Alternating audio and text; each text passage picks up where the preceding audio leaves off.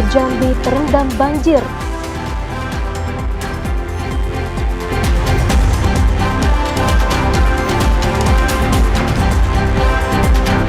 Akibat banjir, 500 hektar sawah di Kabupaten Muaro Jambi gagal panen.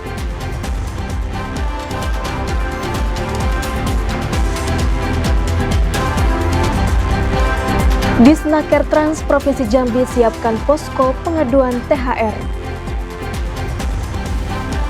Ayo. Nuci Allah.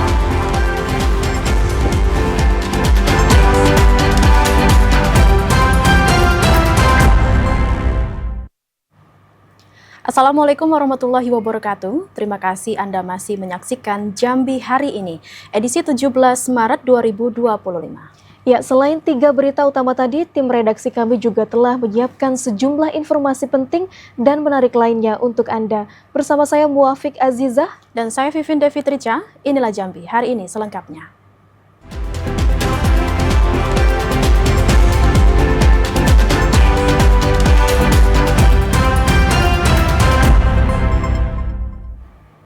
Mengawali informasi Jambi hari ini, saudara, ribuan rumah warga di Kabupaten Muaro Jambi terendam banjir.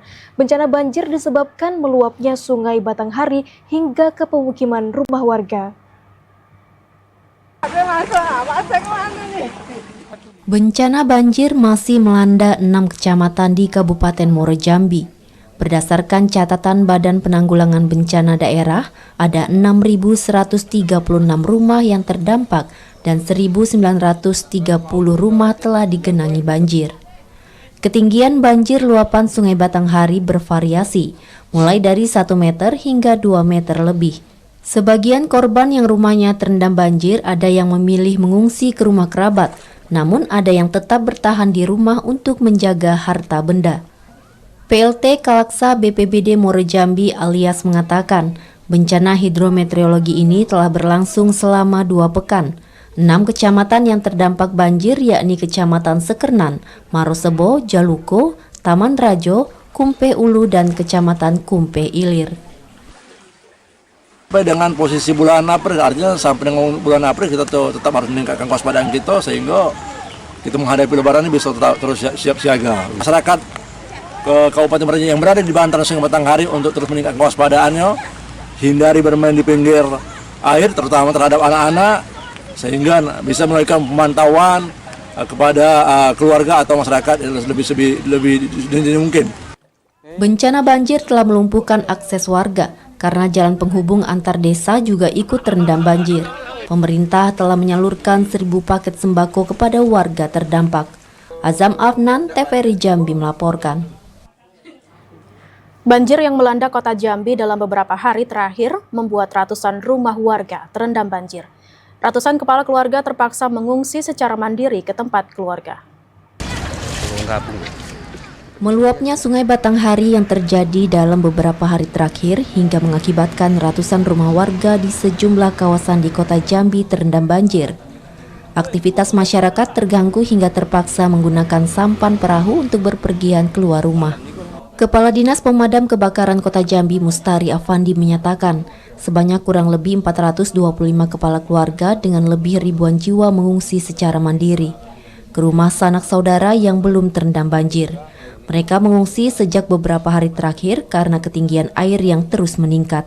Petugas damkar juga mencatat akibat banjir 3 orang warga meninggal dunia dan 1 diantaranya anak-anak. Evaluasi yang mengungsi secara pribadi itu sudah 4.435 jiwa kakak, dan untuk kakak yang sekarang ini adalah 1.000 jiwa kakak. Jadi kita berharap masyarakat dengan kepedulian sendiri sudah mengungsi. Tapi kalau memang butuh peralatan evakuasi, segera menghubungi Insiden Command Center yang ada di Pemadam Kebakaran. Untuk dapur umum saat ini belum, karena hanya ada permintaan pemasangan tenda untuk antisipasi apabila air semakin naik. Itu di daerah penyangga rendah, banyak 3 unit tenda. Status banjir Kota Jambi saat ini siaga 1 dengan ketinggian air Sungai Batanghari berkisar 15 meter. Dinas Damkar dan Penyelamatan Kota Jambi juga sudah mendirikan tenda pengungsian terutama di sekitar bantaran Sungai Batanghari, mengantisipasi warga yang mengungsi bila air bertambah naik. Asar TVRI Jambi melaporkan. Banjir yang merendam pemukiman warga di Kabupaten Batanghari semakin meluas. Berdasarkan data BPBD Batanghari, jumlah yang terdampak banjir sudah mencapai puluhan ribu kepala keluarga. Hingga saat ini banjir yang merendam pemukiman warga di Kabupaten Batanghari masih terjadi. Banjir semakin meluas hingga ke 62 desa dan 5 kelurahan yang ada di 7 kecamatan. Berdasarkan data Badan Penanggulangan Bencana Daerah BPBD Batanghari, terdapat 22.794 kepala keluarga yang pemukimannya terdampak banjir. Sebagian dari warga saat ini sudah mengungsi ke lokasi yang aman dari banjir. Sekretaris BPBD Batanghari Samra Lubis mengatakan, upaya penanganan korban banjir sudah berangsur dilakukan petugas mulai dari tenda serta perahu karet sebagai alat transportasi warga yang terdampak banjir. Kita bersama Dinas Sosial sudah memasang tenda-tenda yang dianggap dibutuhkan masyarakat, dan sesuai dengan permintaan masyarakat dan hasil analisa kita bahwa betul-betul tidak bermanfaat. Demikian juga dengan perahu. Pemerintah saat ini tengah mengupayakan bantuan logistik bagi korban banjir. Direncanakan penyaluran bantuan akan disesuaikan dengan hasil rekap data kepala keluarga yang terdampak banjir tersebut. Ade Junawan, TVRI Jambi melaporkan. Ratusan hektar persawahan padi milik petani di Kabupaten Muara Jambi terendam banjir. Akibat bencana tersebut terdapat 500 hektar luas sawah yang dipastikan fuso atau gagal panen. Kiriman air dari bagian hulu sungai dan ditambah dengan kondisi curah hujan yang tinggi membuat air sungai Batanghari di wilayah Muara Jambi meluap ke pemukiman rumah warga. Selain itu, banjir luapan sungai Batanghari ini juga menerjang areal persawahan milik para petani di Kabupaten Muara Jambi. Kadis Tanaman Pangan dan Hortikultura Muara Jambi, Paruhuman Lubis mengatakan, sekitar 900 hektar luas sawah milik petani di Kecamatan Kumpeh Ilir dan Jaluko terendam banjir dengan ketinggian hingga 1 meter. Dari 900 hektar tersebut, 500 hektar luas lahan pertanian warga dipastikan gagal panen atau puso. Karena air yang menggenangi padi berusia 2 hingga 3 minggu milik petani telah berlangsung selama 1 pekan. Sementara 400 hektar lainnya masih ada harapan untuk diselamatkan apabila air segera surut. Pemda setempat telah mendata dan mengusulkan agar petani yang gagal panen mendapat asuransi. Kemarin kami sudah mau mencoba menghubungi pihak asuransi yang untuk padi ini. Bentuknya apa nanti Pak? Bentuk uang atau bentuk benih? Bentuk uang. Jadi nanti ada penggantian. Kalau nggak salah 1 hektar itu diganti, saya kurang tahu pasti itu berapa ya, tapi ada penggantian dari asuransi itu. Sementara itu, para petani berharap air segera surut sehingga tanaman padi milik mereka tidak terdampak puso atau gagal panen. Azam Afnan, TVRI Jambi melaporkan. Meski kondisi banjir di 8 kecamatan yang ada di Kabupaten Tebo sudah surut, namun posko tanggap darurat banjir masih berdiri di 11 desa yang terdampak banjir. BPBD Kabupaten Tebo menyampaikan, saat ini kondisi banjir yang terjadi di 44 desa tersebar di 8 kecamatan sudah surut. Namun beberapa posko darurat banjir yang didirikan oleh BPBD dan Dinas Sosial masih belum dibongkar. Sekretaris BPBD Kabupaten Tebo Ahmad Roni menjelaskan, alasan belum dibongkar tenda darurat yang didirikan karena kondisi cuaca masih dalam musim penghujan. Selain itu, status tanggap darurat banjir yang ditetapkan juga belum dicabut. Tanggap darurat, darurat selama semenjak SK itu 14 hari. Mengingat kondisi yang ada sekarang ini, kita masih tersebar ya. Kami sudah berkoordinasi dengan Dinas Sosial, mereka masih tetap men-standby-kan 10 posko. 6.551 kepala keluarga terdampak banjir yang terjadi di 44 desa di 8 kecamatan. Sejauh ini BPBD sudah menyalurkan beberapa bantuan kepada korban yang terdampak banjir tersebut. Intizam TVRI Jambi melaporkan. BPBD Provinsi Jambi akan mendistribusikan bantuan 200 paket logistik kepada korban bencana banjir di 3 kecamatan dalam kota Jambi. Diharapkan bantuan tersebut dapat meringankan beban masyarakat yang terdampak banjir. Badan Penanggulangan Bencana Daerah BPBD Provinsi Jambi akan mendistribusikan bantuan logistik korban terdampak banjir.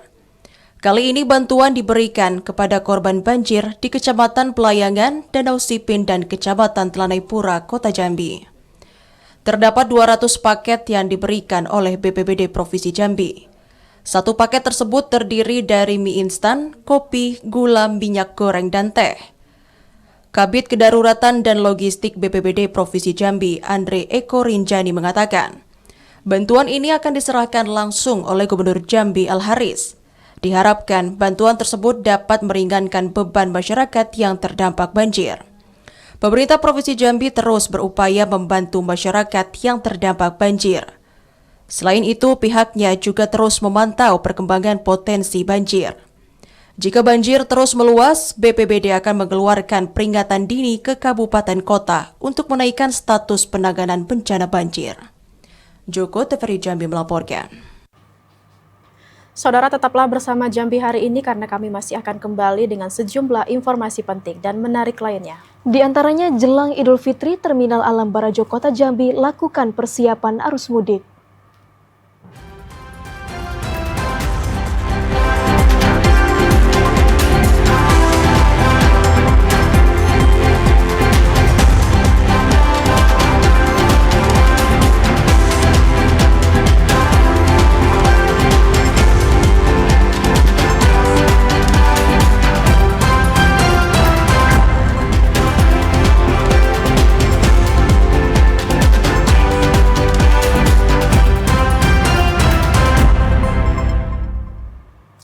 Terima kasih saudara Anda masih menyaksikan kami di Jambi hari ini.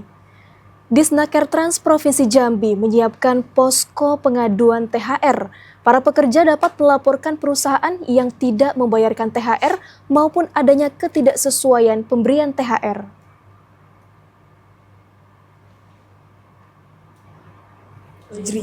Dinas Ketenagakerjaan dan Transmigrasi Provinsi Jambi telah menyiapkan posko pengaduan tunjangan hari raya atau THR.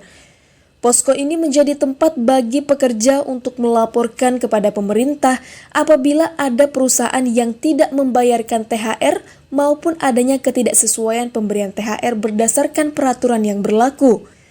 Pelaksana tugas Kepala Dinas Ketenagakerjaan dan Transmigrasi Provinsi Jambi, Dodi Haryanto mengatakan, aturan pemberian THR bagi pekerja merupakan upaya yang dilakukan pemerintah untuk memenuhi kebutuhan pekerja dan keluarga dalam menyambut Hari Raya Keagamaan. Perusahaan diimbau untuk dapat membayarkan THR bagi para pekerjanya sebelum Hari Raya Idul Fitri atau paling lambat H-7 Lebaran. Sejak dibuka dari tanggal 12 Maret, posko pengaduan tersebut dapat diakses pekerja dengan datang langsung ke kantor Disnaker Trans Provinsi Jambi atau secara online melalui laman yang sudah disediakan. Posko THR tahun 2025 yang disiapkan Disnaker Trans Provinsi juga memberikan pelayanan konsultasi dan penegakan hukum bagi pekerja yang ingin menyampaikan keluhan soal pencairan THR. Posko ini memberikan informasi kepada masyarakat. Pertama, jika pekerja-pekerja di perusahaan belum menerima THR sampai dengan batas waktu yang ditentukan sesuai dengan surat edaran Kementerian Ketenagakerjaan, bahwasanya H-7 paling lambat THR itu wajib diberikan kepada pekerja-pekerja di perusahaan. Sama halnya dengan pengemudi online atau kurir, pekerja kurir yang Selain mengeluarkan kebijakan pemberian THR, pemerintah pusat juga mengeluarkan aturan pemberian bonus hari raya atau BHR bagi pengemudi transportasi dan kurir online. Perusahaan aplikasi transportasi wajib memberikan BHR sebesar 20% dari rata-rata pendapatan bulanan mitra pengemudi. Randy Arta, TVRI Jambi melaporkan. Terminal Alam Barajo Kota Jambi mulai melakukan persiapan arus mudik Idul Fitri tahun 2025. Semua armada angkutan antar provinsi diminta untuk menaikkan dan menurunkan penumpang di terminal. Jelang puncak arus mudik Idul Fitri tahun 2025, Terminal Alam Barajo Kota Jambi mulai melakukan berbagai persiapan. Sejumlah personel disiapkan untuk pengawasan angkutan mudik dari Jambi keluar provinsi. Setiap armada angkutan antar provinsi dan antar kota dalam provinsi diwajibkan mengangkut dan menurunkan penumpang di dalam terminal, sehingga jumlah pemudik dan keselamatan penumpang dapat terjamin dengan baik. Pengawas Satuan Pelaksana Terminal Alam Barajo Kota Jambi, Desfredo, mengatakan pihaknya sudah berkoordinasi dengan Dinas Perhubungan dan Balai Pengelola Transportasi Darat Jambi, sehingga arus mudik Idul Fitri mendatang dapat berjalan aman dan lancar.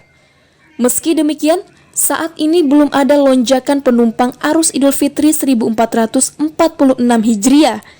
Diperkirakan arus mudik akan terjadi pada sepekan jelang Hari Raya Idul Fitri atau pasca libur sekolah. Masyarakat diimbau untuk berhati-hati saat melakukan perjalanan saat mudik, kemudian memperhatikan dan mengedepankan keselamatan dan kelayakan bus angkutan sehingga dapat meminimalisir terjadinya kecelakaan lalu lintas. Joko, TVRI Jambi melaporkan.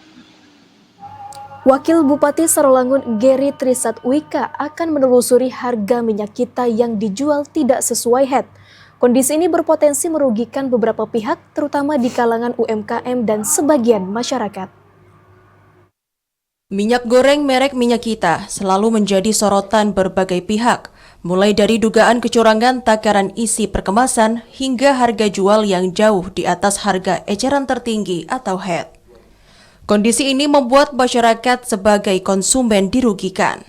Padahal minyak goreng bersubsidi ini tujuannya agar dapat memenuhi kebutuhan masyarakat serta UMKM dengan harga terjangkau. Wakil Bupati Sarolangun Geri Trisatwika mengatakan, kenaikan harga eceran tertinggi Minyak Kita sudah banyak disampaikan masyarakat kepada pemerintah daerah. Karena kondisi ini berpotensi merugikan beberapa pihak, terutama di kalangan UMKM dan sebagian masyarakat. Apalagi konsumsi minyak kita selama bulan suci Ramadan meningkat di kalangan UMKM.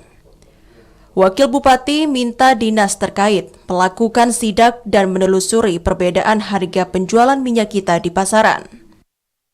Tentu nanti akan kita lakukan sidak-sidak yang rutin kita lakukan. Kita pantau supaya jangan sampai melonjak tinggi. Kalau ada fluktuasi itu wajar kalau masih kami tengok sekarang. Masih kita pantau terus dan mudah-mudahan kalau ada perubahan harga yang signifikan akan kami langsung tidak lanjut. Pemerintah daerah akan terus berkoordinasi dengan lintas instansi untuk memastikan harga tetap sesuai dengan standar dan terjangkau. Edi Kusnadi, TVRI Jambi melaporkan. Beralih ke informasi lainnya, Saudara, KPU Provinsi Jambi meluncurkan buku peta data pemilihan kepala daerah serentak 2024 di Provinsi Jambi. Diharapkan buku ini dapat menjadi contoh untuk tahapan pilkada yang akan datang. Komisi Pemilihan Umum KPU Provinsi Jambi meluncurkan buku peta data pemilihan kepala daerah pilkada serentak 2024 di Provinsi Jambi pada Minggu kemarin. Buku peta tersebut sebagai bentuk keterbukaan informasi publik terkait Pilkada Serentak 2024 dan memperkuat demokrasi, serta memberikan kontribusi positif terhadap tatanan demokrasi di Provinsi Jambi. Buku tersebut juga menggambarkan secara umum proses pemutakhiran data pemilih hingga proses sirekap. Ketua Divisi Data dan Perencanaan KPU Provinsi Jambi, Fahrul Rozi, mengatakan, penerbitan buku peta data pilkada atas dasar prinsip penyelenggaraan pemilu yang akuntabilitas, guna mempertanggungjawabkan segala proses tahapan pilkada serentak. Mengapa buku ini ada menjadi sumber informasi dan data terkait pilkada? Semua dalam buku kita sajikan secara lengkap. Yang berikutnya adalah tujuan. Yang pertama sebagai dokumentasi resmi yang merangkum seluruh tahapan pelaksanaan pilkada. Yang kedua, menjadi referensi bagi masyarakat umum dalam memperoleh informasi terkait pelaksanaan pilkada. Yang ketiga, untuk menyediakan sumber data yang valid dan akurat bagi para peneliti, akademisi, dan pihak-pihak lain. Ketua KPU Provinsi Jambi Iron Sahroni menjelaskan, buku peta data ini menggambarkan banyak hal, mulai dari proses pemutakhiran data pemilih hingga perhitungan perolehan hasil suara. Selain itu juga terdapat angka partisipasi pemilih. Buku peta data ini menggambarkan banyak hal ya. Mulai dari proses pengolahan data pemilih ya, dari DP4 sampai kemudian ditetapkan menjadi DPT. Itu tergambar semua di sini. Ada juga misalnya menyangkut informasi menyangkut logistik misalnya juga ada di sini. Nah, sampai dengan informasi terkait dengan angka partisipasi kita ya di Provinsi Jambi ini. Untuk pemilihan gubernur Jambi misalnya sudah tergambar di kita bahwa partisipasi kita cukup tinggi. KPU Provinsi Jambi berharap buku peta pilkada ini dapat menjadi bahan informasi terkait pelaksanaan pilkada serentak di Provinsi Jambi. Yogi Ramadhani, TVRI Jambi melaporkan. Bawaslu Provinsi Jambi akan memperketat pengawasan pemungutan suara ulang PSU Pilkada Bungo. Langkah ini diambil untuk menjamin pelaksanaan PSU berjalan sesuai aturan dan bebas dari pelanggaran. Pelaksanaan pemungutan suara ulang PSU di 21 TPS untuk Pilkada Bungo akan dilaksanakan pada hari Sabtu 5 April 2025 mendatang. Jadwal ini berdasarkan keputusan KPU Bungo nomor 40 tahun 2025 tentang tahapan dan jadwal penyelenggaraan PSU. Badan Pengawas Pemilu Provinsi Jambi akan memperketat pengawasan PSU Pilkada Bungo agar berjalan sesuai aturan dan terhindar dari pelanggaran. Pimpinan Bawaslu Provinsi Jambi, Ari Juniarman, mengatakan, pengawasan akan dilakukan secara profesional dan menyeluruh. Bawaslu akan meningkatkan pengawasan di setiap tahapan PSU, termasuk memastikan tidak ada praktik politik uang atau intimidasi yang dapat mencederai proses demokrasi. Bawaslu juga telah berkoordinasi dengan KPU setempat untuk memastikan semua persiapan berjalan lancar, terutama verifikasi daftar pemilih tetap dan pengawasan logistik pemilu. Selain itu, untuk menjaga kondusivitas selama pelaksanaan PSU, Bawaslu akan melibatkan pengawas ad hoc dan bekerjasama dengan aparat keamanan, sehingga masyarakat dapat menggunakan hak pilihnya dengan bebas tanpa adanya tekanan dari pihak manapun. Ari Juniarman menambahkan, pihaknya akan membuka posko pengaduan di setiap kecamatan dan desa yang melaksanakan PSU. Yogi Ramadhani, TVRI Jambi melaporkan. Saudara, tetaplah bersama Jambi hari ini karena kami masih akan kembali dengan sejumlah informasi penting dan menarik lainnya dalam segmen advertorial. Di antaranya pemerintah Kabupaten Bungo menggelar peringatan Nuzulul Quran 1446 Hijriah. Tetaplah di Jambi hari ini.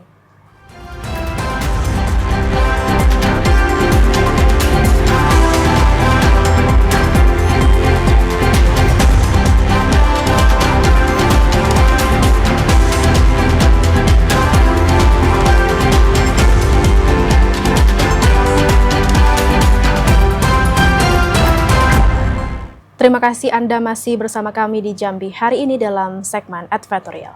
Saudara, menyambut malam Nuzulul Quran, pemerintah Kabupaten Batanghari menggelar tausiah di serambi rumah dinas Bupati Batanghari. Pada kegiatan ini, Pemkab juga memberikan bonus kepada kafilah MTQ serta pemenang lomba semarak Ramadan 1446 Hijriah. Arti Nuzulul Quran, sukacita menyambut Nuzul Quran di malam ke-17 Ramadan 1446 Hijriah ditunjukkan Pemkab Batanghari dengan menggelar tausiah dari Dai Batanghari di serambi rumah dinas Bupati Minggu sore kemarin. Momentum Nuzul Quran menjadi harapan pemerintah daerah untuk dapat meningkatkan keimanan dan ketakwaan seluruh umat muslim agar menjadi pribadi lebih baik lagi ke depannya. Pada kegiatan tersebut, pemerintah turut memberikan apresiasi atau bonus kepada kafilah Batanghari yang berhasil menorehkan prestasi pada MTQ ke-53 tingkat Provinsi Jambi tahun 2024 lalu. Penghargaan tersebut berupa uang pembinaan sekaligus umroh gratis khusus bagi kafilah yang memperoleh juara pertama dari berbagai cabang perlombaan. Bupati Batanghari Muhammad Fadil Arif mengatakan bonus ini merupakan bentuk perhatian pemerintah untuk lebih memotivasi kafilah dalam meningkatkan prestasinya di masa yang akan datang. Yang di Indonesia dilaksanakan pada siap 17 Ramadan. Tapi kita juga substansinya bukan itu, tapi substansi bagaimana keimanan, ketuhanan masyarakat Batanghari ini semakin meningkat. Lebih kepada memotivasi saja. Jadi hadiah kita memotivasi sehingga nanti anak-anak lebih tersimulasi lagi ya, terangsang untuk berbuat lebih baik lagi. Tapi jangan kepala ini lebih kepada memanfaatkan bulan puasa ini dengan belajar terkait keagamaan. Dengan diadakan lomba-lomba ini mereka mau tidak mau belajar. Selain penyerahan bonus, Bupati juga turut memberikan hadiah kepada peserta lomba azan dan cerdas cermat yang diikuti kepala OPD serta pejabat lainnya. Perlombaan ini juga sebagai bentuk semarak Ramadan yang bertujuan memberikan pemahaman nilai-nilai Al-Quran sebagai sumber inspirasi dalam mengembangkan kreativitas dan inovasi menuju Batanghari super tangguh. Ade Juniawan, TVRI Jambi melaporkan. Pemerintah Kabupaten Bungo menggelar peringatan Malam Nuzulul Quran. Bupati Bungo mengajak masyarakat agar menjadikan Al-Quran sebagai pedoman hidup. Pemerintah Kabupaten Bungo memperingati Malam Nuzul Quran 17 Ramadan 1446 Hijriah di Masjid Agung Al-Mubarak. Kegiatan diawali dengan sholat Isya dan sholat tarawih berjamaah. Bupati Bungo Mashuri dalam sambutannya mengatakan, peringatan Nuzulul Quran menjadi momentum untuk semua umat Islam introspeksi diri. Al-Quran tidak hanya sekedar dibaca, namun juga dipahami isi yang terkandung di dalamnya serta diamalkan dalam kehidupan sehari-hari. Bupati Mashuri mengatakan sebagai kepala daerah berkomitmen dalam menjalankan roda pemerintahan daerah Kabupaten Bungo, ASN dan non-ASN dapat menjadi teladan bagi masyarakat, baik dalam melayani masyarakat maupun tingkah laku di luar jam kantor.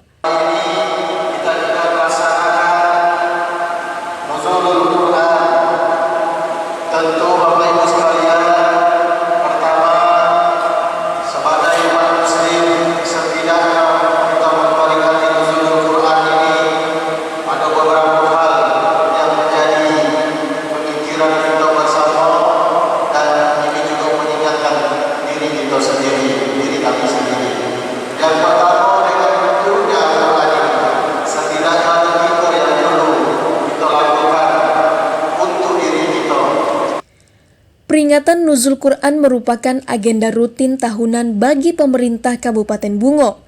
Peringatan Nuzul Quran juga diisi dengan tausiah. Ustadz Mu'alimin Al-Butni dalam tausiahnya mengatakan, Al-Quran jangan hanya dijadikan pajangan, namun dibaca dan dipahami isi yang terkandung dalam ayat Al-Quran. Terlebih di bulan Ramadan, perbanyak ibadah untuk menuai pahala. Di akhir kegiatan Nuzul Quran dilakukan ramah tamah dan saling bermaafan antar jamaah yang hadir. Muhriandi, TVRI Jambi melaporkan. Pemerintah Kabupaten Kerinci melaksanakan safari Ramadan dalam rangka memperingati Malam Nuzulul Quran di Masjid Raya Al-Mujahidin Siula. Kegiatan ini tidak hanya menjadi ajang silaturahmi, namun juga momentum untuk mendengarkan langsung aspirasi masyarakat. Pemerintah Kabupaten Kerinci melaksanakan safari Ramadan penuh makna di Masjid Raya Al-Mujahidin Siulak dalam rangka memperingati Malam Nuzulul Quran 17 Ramadan 1446 Hijriah. Kegiatan ini tidak hanya menjadi ajang silaturahmi, namun juga momentum untuk mendengarkan langsung aspirasi masyarakat serta menegaskan komitmen pemerintah daerah dalam pembangunan. Bupati Kerinci Monadi mengajak seluruh masyarakat untuk menjadikan bulan Ramadan sebagai refleksi dan penguatan ukhuwah Islamiyah. Pemerintah Kabupaten Kerinci juga berkomitmen dalam meningkatkan kesejahteraan masyarakat. Tentang bagaimana betul-betul bisa jadi manusia yang berkualitas. Kalau kita bicara masalah berkualitas, kita betul. Pertama, bagaimana bisa berolah pikir, berolah hati, dan berolah raga. Nah, ke depan ini yang perlu kita antisipasi. dulu yang adu ini, jadi abang-abang ini kecamatan Sungai. Sebagai wujud kepedulian terhadap rumah ibadah, pemerintah Kabupaten Kerinci bersama Bank Jambi menyalurkan bantuan CSR sebesar 10 juta rupiah untuk Masjid Raya Al-Mujahidin. Tak hanya itu, Bupati dan Wakil Bupati juga menyerahkan bantuan sembako dari Basnas kepada masyarakat. Ilwan, TVRI Jambi melaporkan. Bupati Sarolangun Hurmin menghadiri RUPS Bank 9 Jambi. Diharapkan melalui rapat ini Provinsi Jambi khususnya Sarolangun mendapatkan keuntungan untuk membangun Sarolangun yang lebih baik. Bupati Sarolangun Hurmin menghadiri rapat umum pemegang saham RUPS Bank 9 Jambi di ruang rapat Gedung Mahligai 9. Rapat yang dimulai sekitar pukul 16 hingga pukul 18 waktu Indonesia Barat digelar secara tertutup. Kegiatan ini merupakan agenda rutin yang dilakukan setiap tahunnya dengan mengundang Bupati, Wali Kota seprovinsi Jambi selaku pemegang saham pada Bank 9 Jambi serta undangan lainnya. Rapat umum tersebut dipimpin Gubernur Jambi Al-Haris dan dihadiri oleh para komisaris, direksi, dan pimpinan Bank 9 Jambi seprovinsi Jambi. Bupati Sarolangun Hurmin mengatakan RUPS ini merupakan agenda penting tahunan seluruh kepala daerah di Provinsi Jambi yang memiliki saham di Bank Jambi untuk membangun daerah. Hurmin berharap melalui rapat ini Provinsi Jambi khususnya Sarolangun dapat berkembang dan lebih maju lagi. Tujuan kita ke Bank Jambi ini kita diundang selaku kita kepala daerah, kita kan ada saham di Bank Jambi menyikapi tentang kemajuan terhadap Bank Jambi. Diri dari kepala daerah Sarolangun seperti apa dengan Bank Jambi, Pak? Kalau target kita, kalau memang kita ini kan efisiensi anggaran nih. Memang target kita sebenarnya kalau memang dana kita lebih, kita memang berupaya, memang target kan belum tercapai, harus kita tambah sebenarnya. Hurmin juga mengatakan saat ini Bank Jambi telah berkolaborasi bersama dengan Bank Daerah Jawa Barat lantaran kinerja Bank Jambi yang terus meningkat. Yogi Ramadhani, TVRI Jambi melaporkan. Saudara tetaplah bersama Jambi hari ini karena kami akan masih kembali dengan sejumlah informasi penting dan menarik lainnya. Di antaranya Masjid Seribu Tiang Jambi mencerminkan kebudayaan dan keagamaan masyarakat Jambi. Tetaplah bersama kami.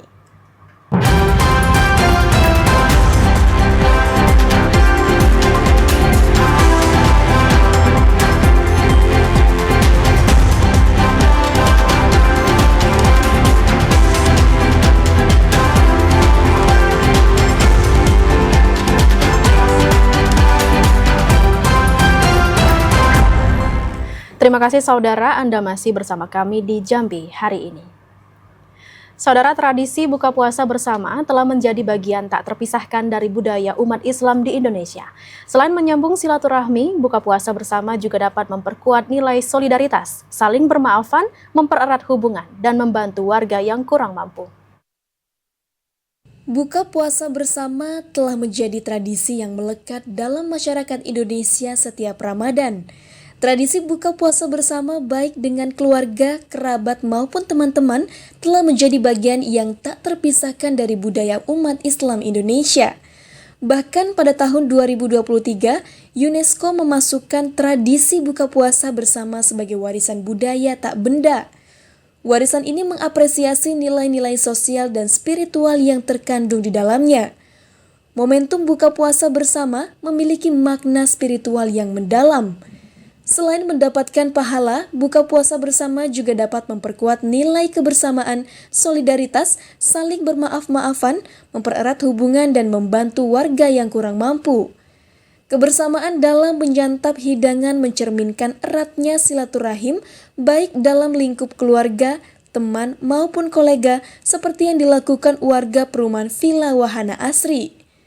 Setiap Ramadan, warga di perumahan yang terletak di RT 28 Kelurahan Mayang Mangurai Kecamatan Alam Barajo Kota Jambi ini selalu menggelar buka puasa bersama. Ustadz Abdul Rashid dalam tausiahnya mengatakan, buka puasa bersama bukan hanya tradisi namun juga menjadi pengingat bagi setiap individu untuk selalu bersyukur atas nikmat yang diberikan Allah Subhanahu wa Ta'ala. Puasa menjadi pengingat bahwa Ramadan bukan hanya tentang menahan lapar dan haus, namun juga tentang memperbaiki diri, meningkatkan kualitas ibadah, serta berbuat baik kepada sesama, lingkungan, dan alam semesta. Dengan semangat berbagi dan bersyukur, kita tidak hanya menjadikan Ramadan sebagai ibadah tahunan, namun juga sebagai pembelajaran hidup. Ustadz Abdul Rashid mengajak warga untuk menjadikan Ramadan sebagai momentum untuk meningkatkan keimanan dan ketakwaan kepada Allah Subhanahu wa Ta'ala. Daniel, TVRI Jambi melaporkan. Saudara, Masjid 1000 Tiang Jambi merupakan sebuah masjid yang berdiri megah di kota Jambi. Masjid ini memiliki sejarah yang panjang dan mencerminkan kebudayaan serta keagamaan masyarakat Jambi. Di kota Jambi terdapat sebuah masjid yang disebut sebagai Masjid 1000 Tiang. Masjid yang menjadi salah satu ikon kota Jambi tersebut bernama Masjid Agung Al-Falah. Namun siapa sangka, di balik indah dan megahnya masjid ini memiliki sejarah menarik dan arsitektur yang unik. Ketua Bidang Idaroh Mislan mengatakan, lokasi dibangunnya Masjid Agung ini dulunya merupakan pusat kerajaan Melayu Jambi dan sempat dikuasai penjajah Belanda serta dijadikan pusat pemerintahan dan benteng Belanda. Berkat perjuangan masyarakat Jambi, akhirnya tanah tersebut kembali dikuasai oleh masyarakat Jambi. Di era kemerdekaan sampai tahun 1970-an, lokasi tersebut masih difungsikan sebagai asrama TNI di Jambi. Pada tahun 1971, pemerintah Jambi beserta para tokoh Islam dan ulama Jambi memutuskan untuk membangun Masjid Agung Jambi dan diresmikan pada tahun 1980 oleh Presiden Soeharto dan Gubernur Jambi pada waktu itu Mas John Sofwan. Tokoh masyarakat, tokoh pemerintah, pejabat publik, maka dibangunlah Masjid Agung ini tahun 71 di tanah Benteng. Benteng ini tadinya adalah pusat kerajaan Melayu Jambi. Pada waktu zaman Belanda, berapa kali Belanda untuk menduduki kerajaan Melayu ini. Ternyata kali-kali tidak mampu dia naklukkan. Konsep terbuka ini sejalan dengan arti nama Al-Falah, yaitu kemenangan. Masjid 1000 Tiang Jambi merupakan sebuah simbol keagungan dan destinasi Islami masyarakat Jambi. Asyar, TVRI Jambi melaporkan. Pemerintah Kabupaten Sarolangun telah mengumumkan dan menetapkan besaran zakat fitrah tahun 2025 yang harus dibayarkan setiap umat muslim. Basnas Sarolangun menganjurkan pembayaran zakat dilaksanakan sesegera mungkin di lembaga resmi penghimpun dan penyaluran zakat. Penetapan besaran zakat fitrah tahun 2025 merupakan hasil musyawarah antara pemerintah Kabupaten Sarolangun bersama Kementerian Agama serta Badan Amil Zakat Nasional dan Majelis Ulama Indonesia. Zakat fitrah tertinggi tahun 1446 Hijriah sebesar Rp45.000, kategori sedang Rp40.000 dan kategori rendah Rp30.000 per jiwa atau setara 2,5 kg beras atau 3,5 liter beras. Sementara untuk fidyah ditetapkan 1 mud atau 0,7 kg beras atau sebesar Rp30.000 per hari bagi yang tidak mampu menjalankan puasa Ramadan. Pembayaran fidyah disesuaikan dengan jumlah hari puasa yang ditinggalkan. Ketua Badan Amil Zakat Nasional Kabupaten Sarolangun Ahmad Zaidan mengatakan, penetapan dan penentuan besaran zakat fitrah berdasarkan laporan dari harga beras sebagai makanan pokok masyarakat yang disampaikan Dinas Perindustrian dan Perdagangan Kabupaten Sarolangun. Untuk pembayaran zakat fitrah ini, bagi yang ada di desa bisa dilaksanakan di masjid-masjid yang telah ditunjuk oleh PZ desa atau kelurahan sesuai dengan yang disampaikan oleh Basnas Kabupaten Sarolangun. Para pengurus zakat fitrah minta masyarakat segera menunaikan sejak awal Ramadan di lembaga resmi penghimpun dan penyaluran zakat, sehingga pemberian zakat fitrah kepada mustahik paling lambat di malam takbir sudah tersalurkan. Edi Kusnadi, TVRI Jambi melaporkan. Tak hanya memberikan dampak terhadap kesehatan, program makan bergizi gratis juga mempunyai korelasi terhadap percepatan pertumbuhan ekonomi. Keberhasilan program ini sangat bergantung pada pengelolaan yang baik. Masalah gizi buruk masih menjadi tantangan yang dihadapi pemerintahan Indonesia, terutama di kalangan anak-anak. Angka stunting dan kekurangan gizi masih menjadi tantangan yang dihadapi generasi masa depan bangsa. Hadirnya program makan bergizi gratis MBG pada awal tahun 2025 ini menjadi salah satu solusi konkret untuk menekan angka stunting dan kekurangan gizi pada anak. Keberhasilan program yang diinisiasi Presiden Prabowo Subianto ini tak hanya dinilai dari sisi kesehatan, namun juga dampaknya terhadap kesejahteraan masyarakat. Salah seorang akademisi, Fitriati, mengatakan program MBG tak hanya sebatas menyediakan makanan yang bergizi, namun juga mempunyai korelasi terhadap percepatan pertumbuhan ekonomi, mengatasi ketidaksamaan pangan dan malnutrisi, menciptakan lapangan kerja dan menggerakkan ekonomi rakyat dengan melibatkan berbagai pihak dalam rantai penyediaan bahan pangan. Tak hanya itu, program ini juga mendorong terciptanya ekosistem yang saling mendukung antara sektor pertanian, perdagangan, dan jasa pangan. Dalam konteks pertumbuhan ekonomi, program MBG tetap harus dikawal dan dikaji, serta diantisipasi dari berbagai tantangan yang dihadapi. Keberhasilan program ini sangat bergantung pada pengelolaan yang baik. Jika konsumsi masyarakat meningkat tanpa diimbangi dengan ketersediaan barang dan jasa yang cukup, maka dapat memicu terjadinya inflasi. Untuk program MBG di Indonesia, saya menyikapi bahwa ini sebuah program yang harus kita sambut dengan sukacita. Namun, kita berharap dengan program ini juga ada multiplier efeknya terhadap masyarakat. Seyogyanya program ini memang dilakukan secara bertahap dengan menyiapkan fondasi infrastruktur bagi komoditi-komoditi yang digunakan dalam melaksanakan MBG tersebut. Misalnya, kita usahakan sedapat mungkin bahwa daerah memiliki ketahanan pangan. Fitriati menambahkan, dalam program MBG ini, masyarakat lokal tidak hanya menjadi penerima manfaat, namun juga menjadi bagian penting dari proses penyediaan pangan yang bergizi. Dalam pelaksanaannya, program MBG melibatkan pihak penyedia makanan, siswa yang menyantapnya, dan masyarakat yang membantu memastikan kelancaran distribusi dan kualitas makanan yang disediakan. Seluruh pihak harus bekerja sama untuk memastikan program ini berjalan dengan lancar dan memberikan manfaat yang maksimal. Daniel Iwan, TVRI Jambi melaporkan. Mulai diimplementasikan sejak 17 Februari 2025 di 2 titik dalam kota Jambi dan Kabupaten Muara Jambi, pemerintah Provinsi Jambi menilai penerapan program MBG dapat berjalan dengan baik.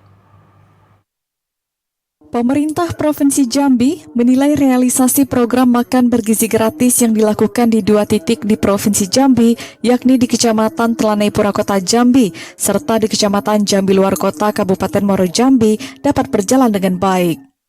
Sejak diimplementasikan pada 17 Februari 2025, belum ada laporan keluhan dari siswa-siswi maupun masyarakat yang diterima pemerintah Provinsi Jambi terkait pelaksanaan program prioritas Presiden Prabowo Subianto. Ketua Tim Satgas MBG dan Swasembada Pangan Provinsi Jambi yang merupakan Asisten Bidang Perekonomian dan Pembangunan Setda Provinsi Jambi Johansyah mengatakan, berdasarkan hasil koordinasi dengan perwakilan Badan Gizi Nasional di daerah serta stakeholder terkait, penerapan program MBG bisa berlangsung dengan lancar. Pemerintah Provinsi Jambi dalam waktu dekat akan memanggil perwakilan BGN untuk mendapatkan informasi terkait teknis penyaluran MBG di bulan Ramadan. Informasi penyaluran MBG untuk para penerima manfaat selama bulan puasa dibutuhkan guna mengetahui pola pembagiannya untuk para peserta didik di sekolah. Johansyah menginformasikan penerapan MBG di Provinsi Jambi direncanakan akan ditambah 11 titik sehingga menjadi 13 titik secara keseluruhan. Penambahan tersebut saat ini sedang dalam tahap verifikasi oleh perwakilan BGN di daerah. Secara ini komunikasi melalui HP ya dan kontak terus dengan Badan Gizi Nasional di Jambi, Mas Adityo, bahwa sampai hari ini kegiatan untuk makan bergizi gratis yang di 2 titik itu, Kota dan Muara Jambi itu dapat berjalan dengan lancar, belum ada keluhan yang kita dapatkan dari laporan tersebut, dan juga belum ada juga laporan dari pihak-pihak sekolah. Hingga saat ini, total ada 6.276 orang penerima manfaat yang mendapatkan penyaluran program MBG di Provinsi Jambi. Jumlah tersebut tersebar di 34 sekolah dan 1 posyandu yang berada di Kota Jambi dan Kabupaten Muaro Jambi. Randy Arta, TVRI Jambi melaporkan. Demikian Jambi hari ini. Terima kasih atas perhatian dan kebersamaan Anda. Saya Vivinda Fitrica. Dan saya Muafiq Azizah bersama kerabat kerja yang bertugas pamit undur diri. Wassalamualaikum warahmatullahi wabarakatuh dan sampai jumpa.